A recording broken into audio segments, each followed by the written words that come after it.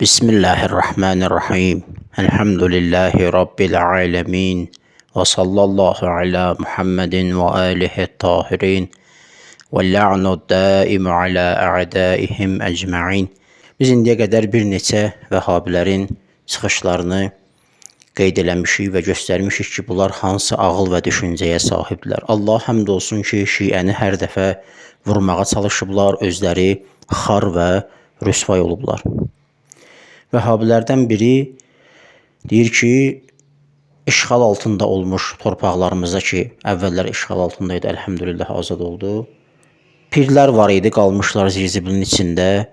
Yəni onların özlərinin heç bir xeyri yox idi. Niyə onlar Qarabağı işğaldan azad etmədilər? Niyə onlar ermənini qovmadılar və s. O yerlərdə pirlər var idi, indiyə kimi qalmışdı zirzibilin içində. Neynədilər?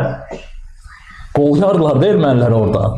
O erməniləri oradan iti qovan kimi qovan, necə prezident demişdini, əskərlərimiz oldu, müsəlmanlar oldu. Pirlər heç eləmədi orada. Düşün bunu. Baxın, görün bu insanlar həqiqətən də hansı ağıl və düşüncəyə sahibdirlər. Yəni ateistlərin, kafirlərin ümumi olaraq müsəlmanlara etdikləri iradları, bunlar da şiəyə həmin iradı tuturlar. Yəni sən düşünmürsənmi ki, bir ateist sənə çıxıb deyər, necə ki deyirlər. Deyirlər, məsələn, Allah niyə öz evini qorumur?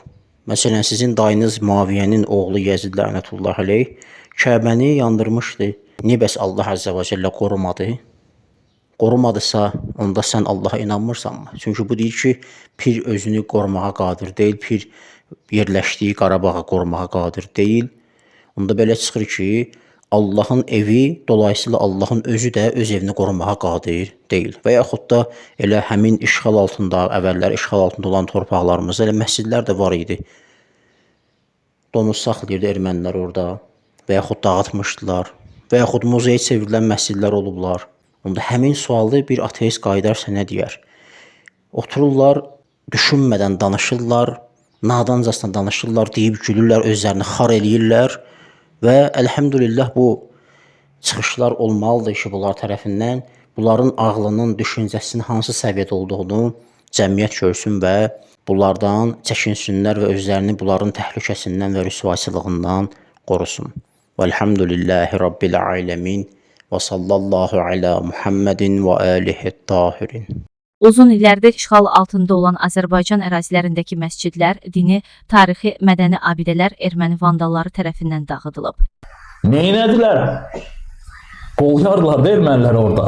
Təbii ki, bu, onların dini, mədəni və tarixi dəyərləri olan nifrətindən irəli gəlir. Fakt kimi işğal altında olan torpaqlarımızdakı məscidlərdən ermənilərin tövlə kimi istifadə etməsini də deyə bilərik. Neynədilər? Qovlardılar da ermənilər orada.